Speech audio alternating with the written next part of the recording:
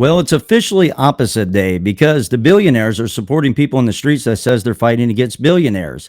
And the tyrants are supporting those in the streets that says they're fighting against tyranny. It's really an inside out, upside down kind of world today. And I guess George Soros' funding is helping grandpa escape from the nursing home to get a little bit more jello and pudding money. And I guess also Karen needs a little cash because I don't know, she's not spending time with her grandkids, maybe because her purple haired daughter has Trump derangement syndrome, doesn't want kids, and swallowing a bunch of Tylenol. That's my only guess. But don't worry, unicorns are out in the street protesting against this King Donald Trump. It's really a wacky, crazy time we're living in. Let's dive into it here on the Revealed Report. I'm your host, John Wilson. Let's get into it.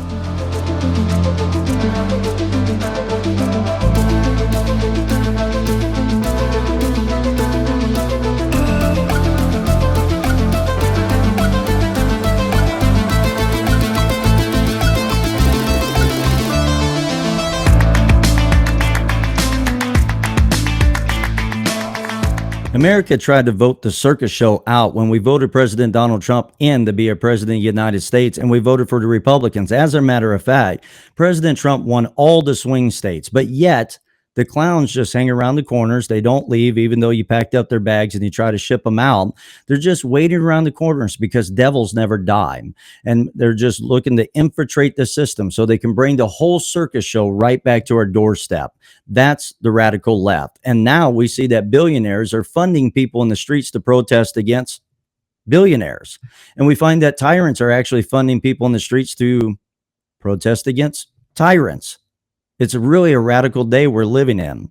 I put out an article earlier called No Kings, Just King-Sized Hypocrisy. And that article reads as this.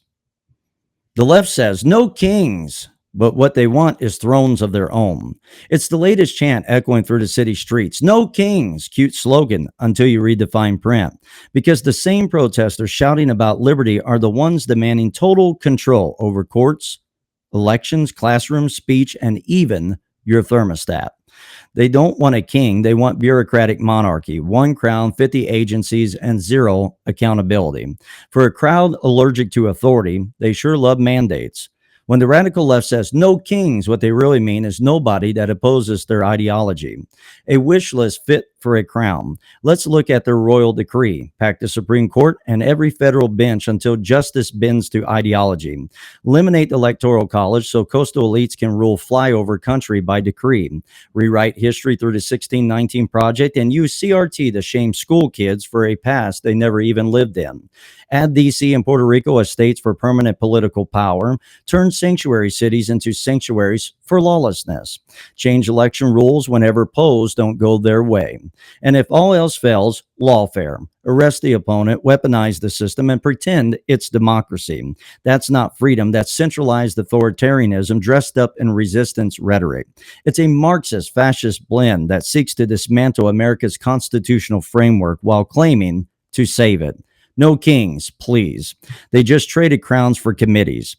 Let's talk about the deporter-in-chief and selective outrage for a moment. Remember Barack Obama, the left's chosen saint of civility? He was literally called the deporter-in-chief by immigrant rights activists for overseeing record deportations. Back then, ICE agents were masked up, enforcing immigration law daily, but yet no one protested. No one screamed fascism. CNN didn't run any breaking banners calling him a tyrant. Fast forward to Trump, the same agents, same laws, same mask, and suddenly it's the rise of authoritarianism. It's the Gestapo, it's the fascists, it's the brown shirts, it's Hitler, and he's leading to carry us away. Apparently, enforcing the law only becomes evil when it's done by the wrong president. Hypocrisy that thick could block the border itself. The Insurrection Act. It wasn't invented in 2016, no matter how much the radical left will try to sell that to you. The left also loses its collective mind every time the words Insurrection Act are mentioned, as if Trump invented it in a dark castle surrounded by lightning. Reality check. Eisenhower used it in 1957, Kennedy in 1962 through 63, Johnson in 1967, Bush Sr. in 1992. Both parties used it, multiple presidents, actual domestic crisis. But say Insurrection Act in 2025 and the media collapses like fainting goats at a country fair. It's not tyranny, it's history. They just don't teach it anymore. Sound familiar to the radical left? history by sound bites. The real king of freedom. The American system was designed with one king in mind, and his throne isn't in Washington. The founding fathers built a nation under God, not over him. That's why freedom flourishes where faith stands firm, and why tyranny always begins where truth gets blurred. Unless war on history, faith, and liberty isn't accidental, it's ideological. They can't build their utopia until they dethrone God and replace him with government. But as long as there are Americans who remember who truly reigns, there's still hope for revival and still time to pull the crown off the hypocrisy. I thank God that President Trump is trying to crack down on all the madness. That's exactly why we voted him in. But as you can see, the circus clowns that want to drag queen story hours in your room, that want to put boys and girls locker room and put men and women's sports and all that chaos, those clowns are just hanging around the outskirts trying to use everything they can to infiltrate the system to try to bring the clown show and the circus right back to our doorstep. Man, and I also put out another article earlier for which I read. It's called No Kings and Big Money, Alleged Soros and Arabella Funding Behind the Protest. Because there's irony in this. They protest against billionaires while being funded by billionaires. And yet they never speak about the billionaires that are funding them. Follow the money. The No Kings movement alleged mega donors. The No Kings protests have quickly become the latest left-wing spectacle, loud, organized, and suspiciously well-funded. While activists claim to be a grassroots uprising against authoritarianism, multiple reports allege that the movement is anything but organic. Sounds like Antifa, right? According to several media investigations, organizations linked to billionaire George Soros' Open Society foundations have allegedly poured millions into advocacy groups tied to the No Kings demonstrations. One such group, Indivisible, is said to have received a $3 million grant over 2 years from Soros-affiliated entities, with additional records reportedly showing up to $7.6 million in total grants. These funds, according to the reports, supported organizing, data coordination, and communication efforts connected to the same network now mobilizing protests under the No Kings banner. To be clear, Soros' team has long denied directly funding violent protests or unlawful activity, but the money trail still raises eyebrows. The Arabella apparatus, dark money empire, or nonprofit network? You decide. Another name surfacing in the reports is Arabella Advisors, a Washington-based consulting and financial network that manages billions in so-called dark money for progressive causes. Arabella itself isn't a charity. It operates a family of nonprofit funds, including New Venture Fund, 1630 Fund, and others, which collectively raised more than $1.6 billion in 2020 and spent nearly $1.2 billion that same year. Critics say that structure allows wealthy donors to quietly route huge sums toward activism while avoiding direct public disclosure.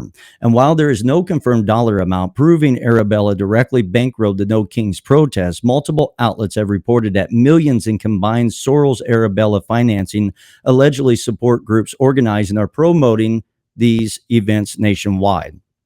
If true, this would mean a movement shouting, "No Kings," may actually be kneeling to its own financial monarchs. Transparency for thee, but not for me. The irony is impossible to miss. The same activists accusing America of authoritarianism are allegedly fueled by billionaires who manipulate democracy through financial pipelines that few citizens can see, trace, or challenge. The public deserves transparency. Who's really behind the slogans? Because if the left's outrage is pre-funded, pre-planned, and pre-approved by billionaire financiers, then No Kings isn't a movement. It's a marketing campaign. So there must be a call for accountability. Whether or not Soros or Arabella directly underwrites the No Kings protests, you decide for yourself.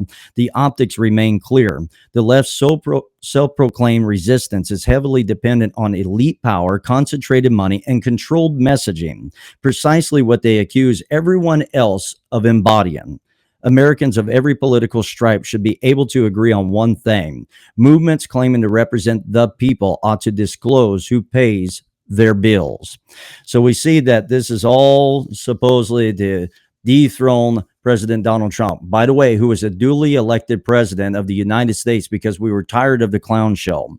And this is not just a US thing. If it was just about Donald Trump, then why is it going on around the world? Why is the same exact movement taking place around the world? Because the clowns are not going away. I've been telling you for a long time that you can't take ease just because President Trump won. The enemy doesn't go away forever. He goes away in seasons. He figures out how to rebrand. He figures out how to re-infiltrate. They just substitute the name for something else. They put a new label on it and they begin to make it more subtle. They begin to craft up their messaging and they try to send that message right back into the general public. They try to infiltrate all the systems and they try to uproot the system once and for all. They've been working ever since Woodrow Wilson, and even before that.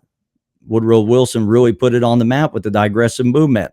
But they've been working for a long time to infiltrate the system and flip it upside down. It's kind of like the old Fabians. The Fabians had the turtle as their very symbol because they believed that it may take a little while, but when it eventually gets there, it's going to do the damage and it's going to flip the system upside down.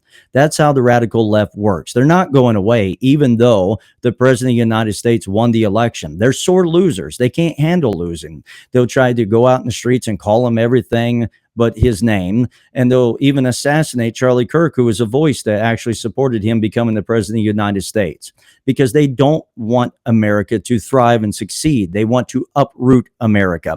As a matter of fact, we find that the New Jersey protest, there was a school teacher, formerly school teacher, she lost her job for this, that seen a vehicle that pulled up that had a Charlie Kirk picture on it, and she began to make a symbol of a gun shooting in the neck because she didn't like Charlie Kirk. Now, she got canceled for her job. Now, there's those on the left says, well, I thought you were against cancel culture. No, if you're an employee and you're that ignorant, you need to be fired. That's not called cancel culture. That's not allowing public school teachers to work for schools and put that poison into kids. That's what the public school system has been becoming. And that's why we have social justice radical warriors that are being raised up to try to flip our country upside down and inside out. And so we see that this is just the Great Reset agenda still being pushed. This is happening all around the world and is being funded by big billionaires so that they can uproot democracy, so that they can get their globalized Great Reset ideology once and for all. Now, and don't forget, President Trump is the duly elected president who won all the swing states. That's what's the chaos about it.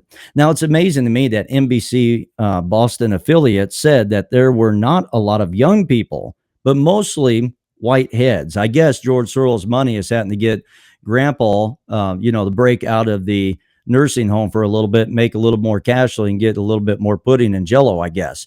Are the Karens out there, the whitehead Karens that just sit there and listen to PMS NBC all day long, that messes up their head. And I guess they don't have grandkids to hang out with because their purple-haired daughter probably executed them before they could ever be born, or just swallowing Tylenol and their Trump derangement syndrome. Instead of having time with their family, they're out there for a cause they believe is noble when they don't have a clue what they're even out there for. And the reason why it has affected that age so much is because many of them are being fed NBC all the time, CNN all the time. You even had Don Lemon saying that people should get a gun and they should use it on ICE agents. That's what he said. And I thought they were against the Second Amendment. Now, all of a sudden, he's a champion of the Second Amendment. I mean, he's 1776, man, revolution. And he's saying that's exactly what it was for. No, the Second Amendment was not there so that you can fight against the crackdown on crime and the crackdown on lawlessness. It was there for a tyrannical government that was stripping rights of the citizenry. But Don Lemon, I mean, I don't even know why we say his name anymore. But anyways, I mean, he's calling for violence against the ICE agents. And yet somehow, some way, they still get a voice. They never get banned. They never get canceled. They never get demonetized. It's always the conservative right that's being demonetized, even if we question whether COVID-19 happened in the Wuhan lab of virology, whether we were funding it with taxpayer dollars. We get canceled for that. But Don Lemons can call for violence against ICE agents and stay on air. This is the radical left for you. They're They're still working, still trying to infiltrate, still trying to silence us, still trying to take over our nation. And it's amazing to me that they can't get, now there was some young people, but predominantly they're saying it was a lot of whiteheads, which means there's a lot of young people that are the counterculture movement of the day, which are turning back to God, turning back to church, turning back to the marriage of one man and one woman. And I think a lot of that is a lot of young men are tired of being demonized for being men. When you say it's toxic masculinity and you want to demonize men, which, by the way, those older men were taught something that a lot of younger men don't even know anything about. Open all doors for all ladies. Walk on the street side just in case a vehicle comes up onto the sidewalk. You can try to protect the woman, pay the bills and take care of her, pay for the tab when you take her out on a date.